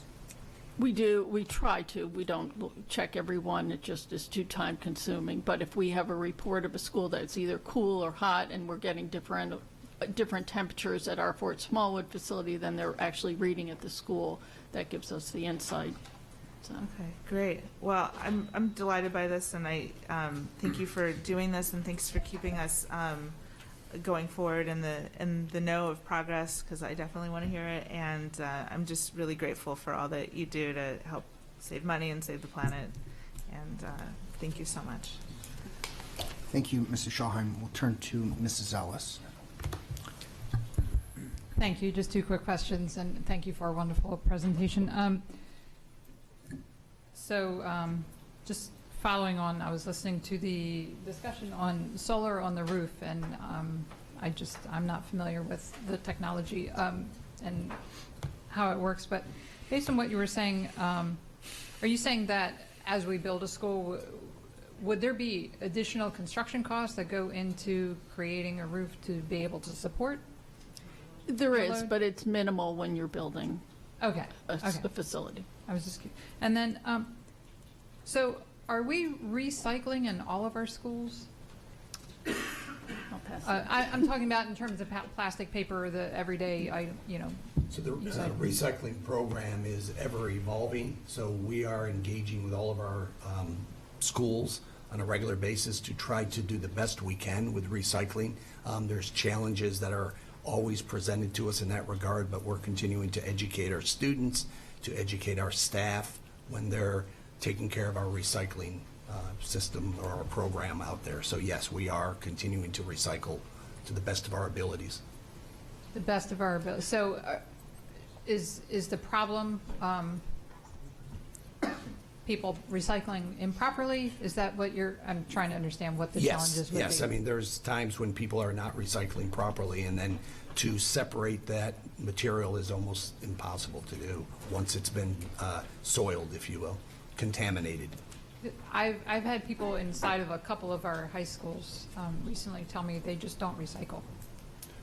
I'm unaware of that, and if I could be told what schools those were, I'd be happy to follow up on that to address that. I'd be happy to share that with you. Sure. That's the reason I asked the question. Absolutely. Because you might think things are going on that maybe they aren't. I don't know what kind of oversight there is on that. So that's what drove the question. Mm-hmm. Sure. Okay, so there is an attempt at all the schools, and yes, it's sure, just making sure they're okay. Right. Thank Absolutely. you. Mm-hmm. You're welcome. Thank you, Mrs. Ellis. We'll turn to Ms. Alvey. Just a point of clarification when it comes to recycling, speaking from the high school perspective, it's about educating students on what can and cannot be recycled. So there are recycling bins in every classroom. There are bins specifically for paper in every classroom. But some type of plastics cannot be recycled and have to be thrown away. So our teachers are definitely educating us about that, but sometimes just like you don't want to think about like, oh, which box does my lunch go in. That being said, there is a heavy emphasis on it, and we've had advisory lessons on it. So it is something that's being told. Thank you, Ms. Alvey. Mrs. Corkadell. Thank you guys for a great presentation. I wanted to go back in time closer to the beginning, where we were discussing the living shoreline at Arlington Echo, one of my favorite projects. And I was just kind of wondering, community associations and similar organizations are eligible for certain grants through MDE on living shorelines. Are we eligible to engage in some of those projects or with CBF and? Well, we did receive a grant for that project. We did, great. Yes. Okay. And do we sometimes receive assistance from our river keepers and such for those projects, or at the school, is that pretty much just on our onus, or do we team in? We coordinate with as many people as we can. It's a group effort. As like I said, 530 miles of shoreline. Oh, yeah. My community does these very same things, and so that's why I was just making sure that the state's opening up the opportunity for us to benefit from those grants. Right, and we work with the county individuals too, and they're part of our sustainability committee also. So. Thank you. Thank you. Mr. Lai. Thanks for a great presentation and all your hard work in support of our schools and our students. The pressing question I have is a little more off on this. Where's operations and maintenance play their annual softball game, since you have solar fields out there now? Oh, that was retired a long time ago. Oh, that was always a great event at the end of the year. It was. Again, thank you for all your hard work on behalf of our schools. Thank you. Yes, we have switched it to cornhole.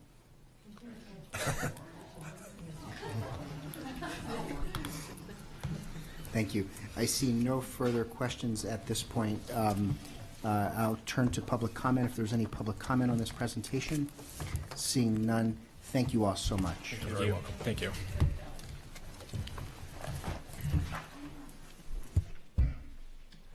We'll now turn to our action items for this evening. Item 5.01 is just the administrative personnel appointment placeholder. There are no appointments being requested tonight. Item 5.02, Sunset Elementary School Kindergarten Addition Design Development. This is an action item. Dr. Arlotto, can we have your recommendation, please? Yes, sir. I recommend board approval of the Sunset Elementary School Kindergarten Addition Design Development. Is there a motion? So moved. Second. We've got a motion and a second. There is no formal presentation. Are there any board questions or comments at this time? Seeing none, is there any public comment at this time? Seeing none, Mrs. Howell, would you please call the roll on item 5.02? Beginning with Ms. Alvey. Aye. Ms. Corkadell. Aye. Mr. Grannon. Aye. Ms. Schallheim. Aye. Ms. Ellis. Aye. Ms. Antwine. Aye. Mr. Lyde. Aye. Ms. Hummer. Aye. Mr. Gilliland. Aye. Motion passes 9-0. Great, thank you. Move to item 5.03, Van Bachlen Elementary School Kindergarten Addition Design Development. This is an action item. Dr. Arlotto, can we have your recommendation, please? Yes, sir. I recommend approval of the Van Bachlen Elementary School Kindergarten Addition Design Development. So moved. Second. We've got a motion and a second. Are there any board questions or comments? Seeing none, any public comment? Seeing none, Mrs. Howell, would you please call the roll? Ms. Alvey. Aye. Ms. Corkadell. Aye. Mr. Grannon. Aye. Ms. Schallheim. Aye. Ms. Ellis. Aye. Ms. Antwine. Aye. Mr. Lyde. Aye. Ms. Hummer. And Mr. Gilliland. Aye. Motion passes 9-0. Great, thank you. We'll move to our first reading calendar. Item 5.04, Employee Leave, Policy Code GC. And we'll turn now to Ms. Ortiz and Mrs. Cutchess. Thank you. Good evening. For the record, Jeanette Ortiz, Legislative and Policy Counsel. Jessica Cutchess, Executive Director of Human Resources. So the Division of Human Resources is bringing policy GC, Employee Leave, before you on first reading. This policy was last updated on July 9th, 2014. It has been amended to include some additional types of employee leave that is offered to AACPS employees. One particular type of leave that is now included is sick and safe leave, and it is new and in accordance with the Maryland Healthy Working Families Act.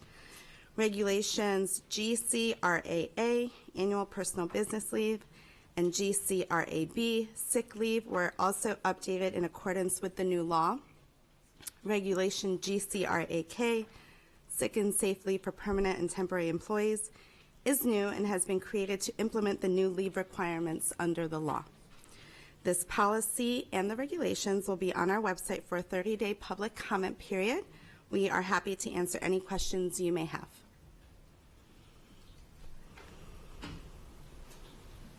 Great, thank you so much for the overview. I will turn to board questions and first, just as policy chair as well, Mrs. Corkadell. Thank you guys so very much for all your hard work. I know that, so just for the benefit of the board members, there was raised in our policy committee a couple questions from the auditor, and he subsequently reported that there were still questions ongoing. And so I just wanted, for the benefit of the board members, to know that although conversations may continue, that that this does not affect the conversations that we're having about this particular policy or its regulations here. Just to close the loop for everyone. Thank you. Thank you. We'll turn to Ms. Antwine and then Ms. Alvey. Hello. My question was the sick and safe leave. Yes. Could you please share with us what the difference is? Sick and safe leave, is that a subset of sick leave? Or what's the difference, please? That's a good question. Thank you. Yes, and so the General Assembly passed legislation, the Maryland Healthy Working Families Act, and it requires the vast majority of employers in the state of Maryland, AACPS, is impacted to provide 40 hours of what they call sick and safe leave to employees who meet the criteria under the law. So the way the criteria was drafted in the law, it would impact all of our permanent employees and the vast majority of our temporary employees.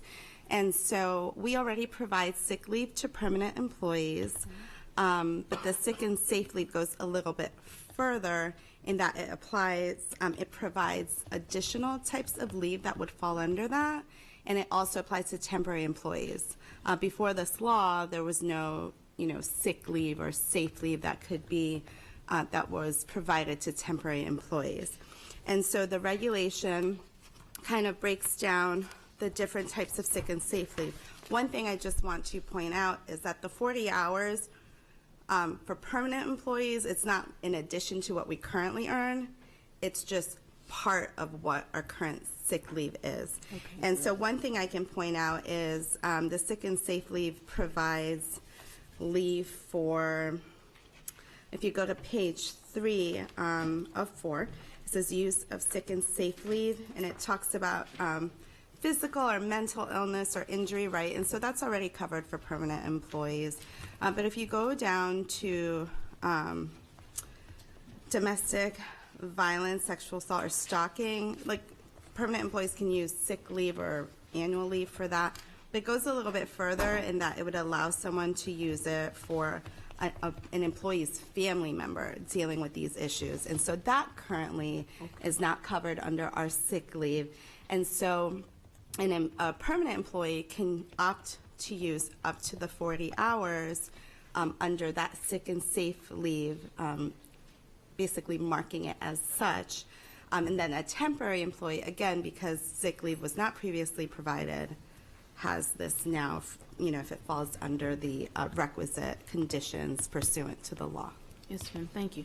So then this amount of leave, each employee that qualifies under they get automatically 40 hours of sick and safe leave. They don't have to accrue that leave over time. That's a great question. So they accrue the sick and safe leave up to the 40 hours. Okay, yes. Understood. Thank you very much. Thank you, Ms. Antwine. Ms. Alvey. Pardon me if I missed this, but I remember in policy committee we were discussing something along the lines of state legislation that was causing an issue for our substitutes being paid when they shouldn't be, or something of that sort. Do we have to wait for the legislature to fix that in order for us to put that in this kind of a policy? Yes. And so this law and this regulation, so the vast majority of our substitute teachers meet the minimum requirements set under the law. And so essentially we could have a substitute teacher that's earned sick and safe leave call out sick, and then we'd have to get another substitute teacher to cover the initial substitute. And so we would be paying money out for 3 individuals for 1 position. And so that was a concern when the law initially passed. Long-term temporary employees, is a different matter, but we had concerns particularly with substitute teachers. The General Assembly seemed to think that the law applied to substitutes. We were actually, Ms. Kutches and myself, very involved in trying to educate them that the way that it was drafted actually didn't cover substitute teachers. And lo and behold, there's an Attorney General's opinion saying, yes, they're covered if they meet the the minimum requirements.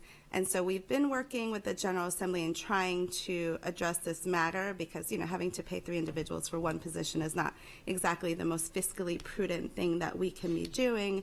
And so while we recognize that individuals, may need sick leave, the issue is that the way the law defined temporary employee absolutely applies to how we schedule substitute teachers. However, they did not specifically, explicitly include substitute teachers. They provided exemptions for other industries and not boards of education and school systems. So we're still working on it because I'm sure Ms. Kutches can tell us how it's been a lot of work to implement and track and also costly. Great, thank you. I see no further board lights. Is there any public comment on this tonight? Seeing none. So we'll be back in 30 days plus. Yep, in the meeting following Great. the 30-day public comment period. Thank you, so Ms. it'll be Ortiz. posted tomorrow. Yes. Excellent. Thank Great, you, Ms. thank Ortiz, you. Ms. Cutchess. Okay, we'll now turn to item 5.05, first quarter operating budget fund transfer for FY 2020. This is an action item. Dr. Arlotto, can we have your recommendation, please?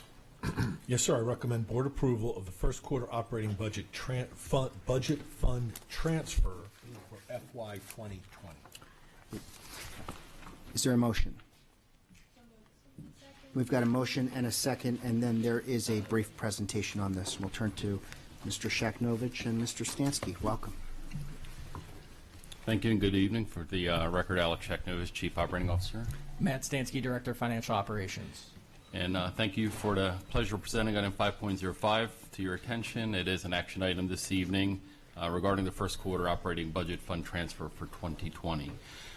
This fund transfer request essentially entails transferring $5,454,985,000 from the unrestricted FY20 budget categorization to the restricted side of the ledger, dollars for dollar, in accordance with recent guidance that we received from MSD regarding Senate Bill 130, which is the blueprint for Maryland's future, the outcome of Phase 1 of the Kerwin Commission's work.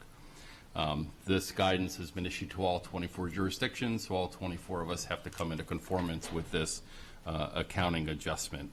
There is no change in appropriation. There's no change in state category totals or state category categorization. Therefore, it's really just a bookkeeping or accounting depiction, an adjustment of that. The timeline, I guess this is unique. I've never been part of a first quarter budget transfer, so this is new for me as well. But as you know, the superintendent brings his budget forward in December. It goes to the board. It concludes in February. It goes to the county executive in March. Goes to the county council in May. The county council has to conclude their work in June. We found out about this past those decision points. So this adjustment wasn't able to be enacted back when we were actively developing the budget or budget deliberations.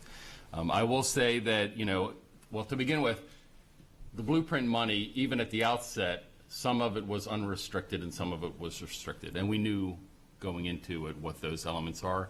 Now, kind of after the fact, more of it is restricted than unrestricted. As we talked about with the Budget Committee this afternoon, and Ms. Hummer as well through her conversations with Mabe, this is going to be the way of the future. I'm going to foreshadow for you that as more Kerwin-related monies come out or blueprint monies come out, the flavor will increasingly be more restricted, less unrestricted. There will be increasing accountability. There will be increasing directive language on how it's to be spent, accounted for, et cetera. So I think this is something that we have to become accustomed to. But I'm hoping that all of us, as we're sort of building this plane while we're flying it at the same time, get much better and much more timely in terms of figuring out what's restricted, what's unrestricted, so we can all build our budgets and not have to go back and make these kind of after-the-fact adjustments. But that's the long and short of it. It's a depiction of how the books are going to be kept. Great. Thank you so much. We've got board questions and comments at this point. Mrs. Schallheim. Hi, thank you for the rationale behind the transfer. I appreciate it. I was looking at the approved budget for 2020 versus the revised, and the beginning balance is $2.26 million larger than what we kind of thought we were going to land. So does that mean that we have a surplus that exceeds what we thought it was going to? And if so, are there reasons why that's occurred? Sure. So if you go, our budget surplus was supposed to be in a range of about 13 million, some odd. Well, no. So 13 million is the revenue, is the going forward revenue that we are essentially declaring budgetarily that we have to use as revenue source in the next year. Okay. So this is essentially unassigned fund balance. So we're actually going to be able to answer your question in the next item. So when we get to 6.01, we can talk about that, I think, a little bit better than at this juncture. Okay, yeah, I have a similar question for you for this. Okay. Excellent. Thank you, Mr. Schalheim. I see no further board questions or comments at this point. Is there any public comment? Seeing none. So we have a motion that's been seconded. Mrs. Howell, would you please call the roll? Ms. Alvey? Aye. Ms. Corkadell? Aye. Mr. Grannon? Aye. Ms. Schalheim? Aye. Ms. Ellis? Aye. Ms. Antwine? Aye. Mr. Leib? Ms. Hummer? Mr. Gilliland? Aye. Motion passes 9-0. Great. Thank you so much, and thank you both. We'll turn to our review items. Item 6.01 is the FY19 operating budget closeout. There's no formal presentation, but we'll turn to board questions and comments. Mrs. Schalheim. So then the same question stands. Did we have more than we thought we were going to, or and if we do, why? For the 20. So essentially, the budget that we built, so you have to almost look at the things simultaneously, but the budget that was approved for 20 had $290,000, $72 of unassigned, essentially fund balance at the end of the year. If you take a look at 6.01 on the front page, the bottom right-hand corner of the first exhibit page, it's the one that's got multicolors at the top. You'll see in the bottom right-hand corner an unassigned fund balance of $2,332,832, which is north of the number that I said earlier. It's important to note that this is a 0.18% of our budget. Our daily cash flow here in this organization, just to survive one single calendar day, is $3,481,783. So the $2.33 million unassigned fund balance is less money than we need in this organization to pay our bills for one single calendar day.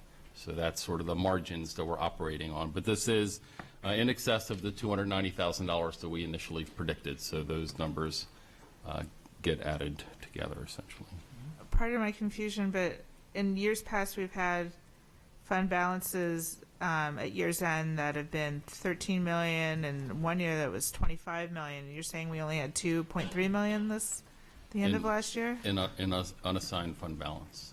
So again, that's not including the $13 million. The $13 million is over and above that. We have to, our entire budget, the solvency of this organization is predicated on us having at the end of the year at least $13 million worth of fund balance. That, because it's an operating budget, it doesn't carry over automatically, right? So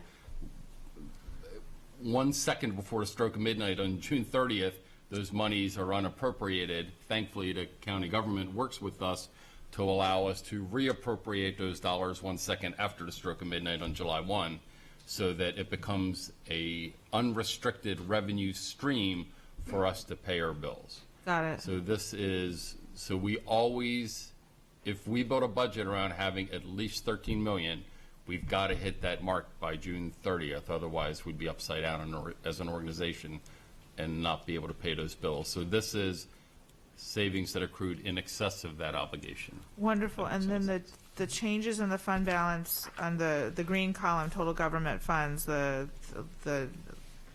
negative 2.1 million.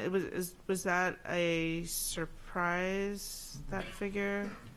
No, I mean, again, year in and year out, there's, activity levels go up. So yeah, our fund balance in total, year over year, you'll see to the left, the bulk of it, about $3.1 million, change in fund balance on the general fund side of the ledger. So it's not really a surprise. Okay. All right. Thank you. Thank you, Mrs. Schalheim. Any further board questions or comments on this item? Other questions or comments? Seeing none. Any public comment on this? Seeing none. Thank you. Item 6.02, award of contracts. Are there any board questions or comments on this item? Seeing none. I'm loving you guys tonight. Any public comment? Seeing none. Excellent.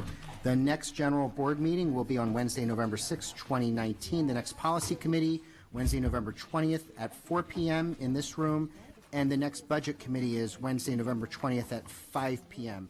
Also, the Board of Education will have its fall retreat next Tuesday, October 29th at the Odenton Area Public Library. At this point, can we have a motion to adjourn? Second, all in favor say aye, opposed no. We stand adjourned. Thank you.